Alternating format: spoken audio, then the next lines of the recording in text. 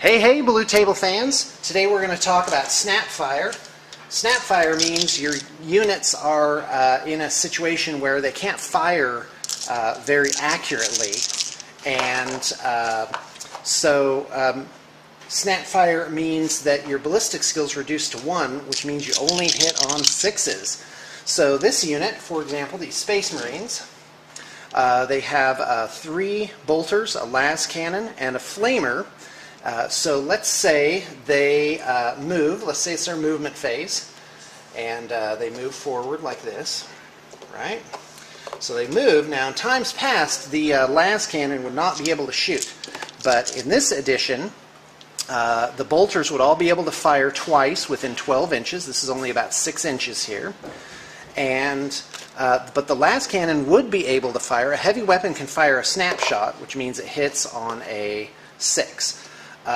Weapons that are blast, ordnance, or template weapons, or have a special rule where they do not use a ballistic skill, and the rule book gives as an example the Necron Monolith's Eternity Gate, Portal of Exile cannot be used. So even though this flamer is found to be in range of 1 or 2 guys, guess what? No snapshot for him. However, this really isn't a snapshot. It's that they move. The flamer's an assault weapon, so he can shoot. So in a case like this, only the las cannon would be firing a snapshot, so he would hit on a 6, and then everything else would fire normally because it was an assault weapon.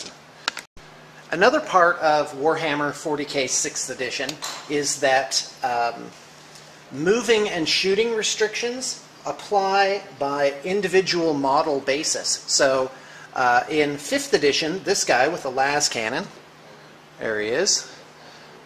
Let's say this unit was back here and they wanted to get into rapid fire range, so they move up 6. Guess what? The las cannon can't shoot at all. Now the las cannon can snap fire, and that's a nice feature.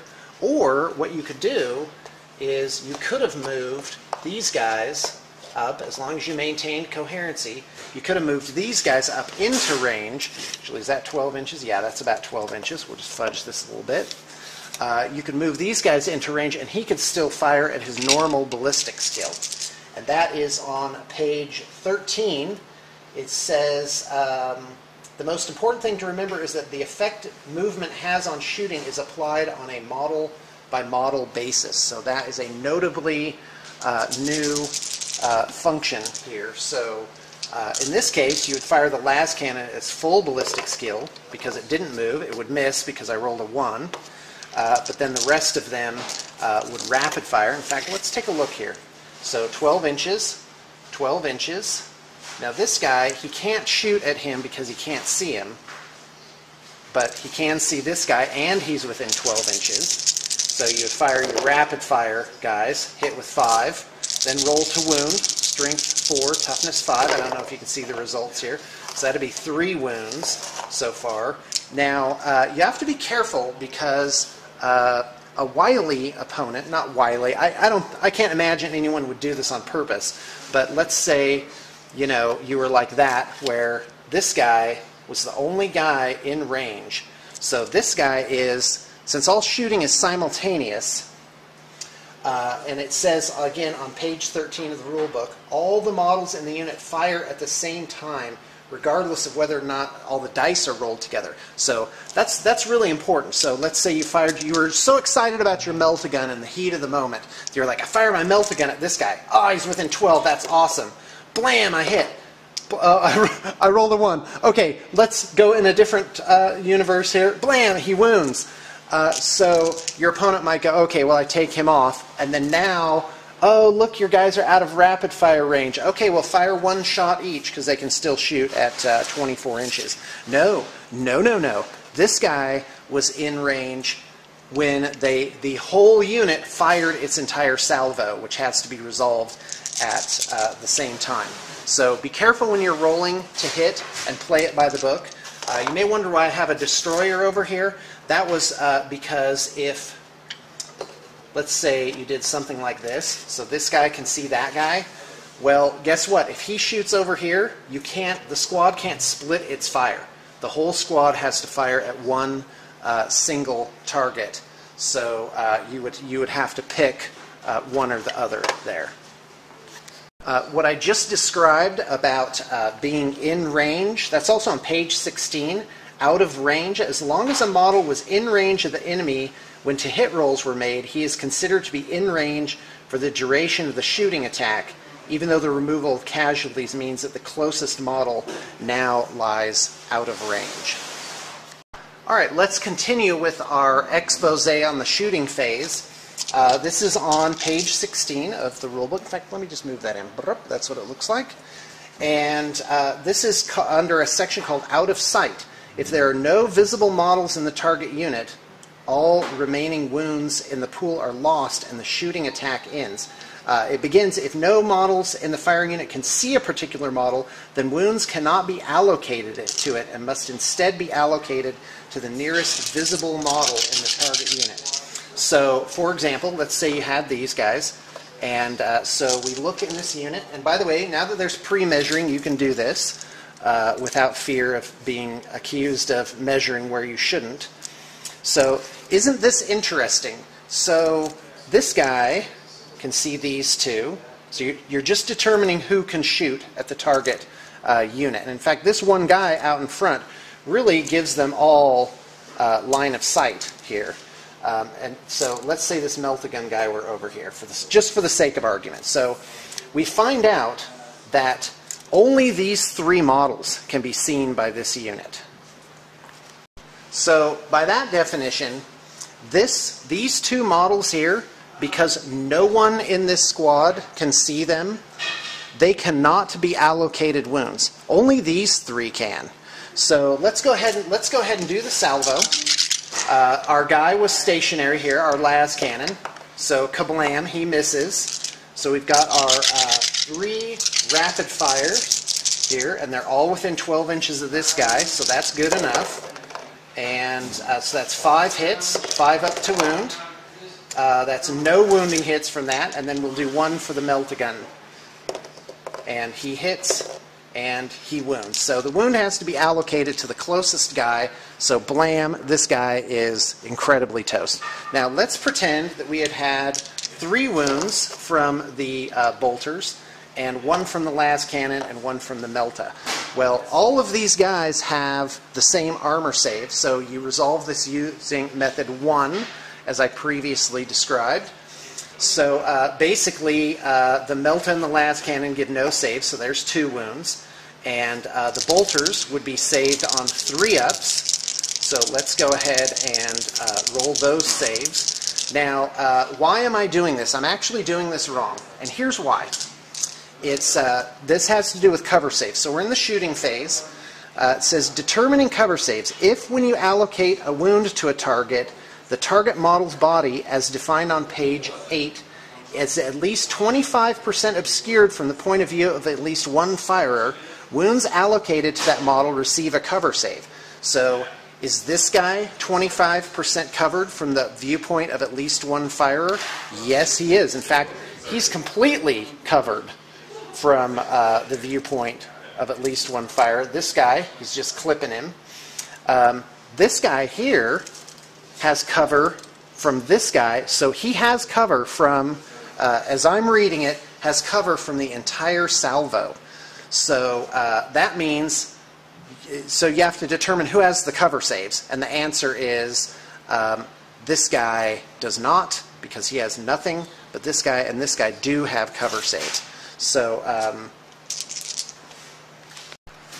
okay, yeah, I'm kind of in over my head here, but you know what? Take this as we're all learning it together. So in a way, this unit does have different saves, and so would use method 2. And that's where I was like, so wait a minute, what if the cover save is against the melt-a-gun?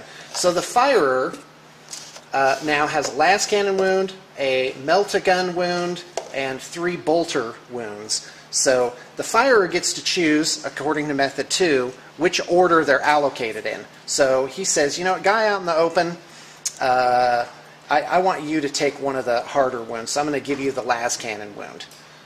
So save against that. Up, no save, blah. Now this guy, why does he get a cover save? because, I mean, he looks kind of out in the open against all these guys. It's because he has a cover save against him.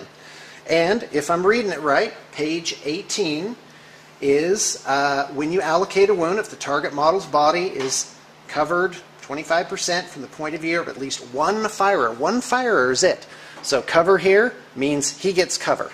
So I'm going to go ahead and allocate bolter wounds now. So I'm the firer. So let's go ahead and roll cover saves. So 5 up. So there's 1. So 2 wounds. And so now these guys have to die. And if I read it right, these guys can't, this one bolter, this melt-a-gun wound is lost because these guys are completely out of sight, and they just burned off all the guys that they could see. And these guys that were obscured cannot be taken as casualties. Okay, as we go on with the shooting phase, let's talk about intervening models. This is page 18. Again, this is the page about cover saves. That's what that looks like. If a target is partially hidden from the firer's view by models from a third unit, it receives a 5+ cover save in the same way as if it were behind terrain. So the way I'm reading that is 25% again. So these Necron warriors would give cover to these guys. Now, let's say it were a showdown, and for some reason you absolutely had to kill this unit of Necron Immortals. Let's say they were within 3 inches of an objective marker there. So, and then let's say further, it was just the melt-a-gun left alive. And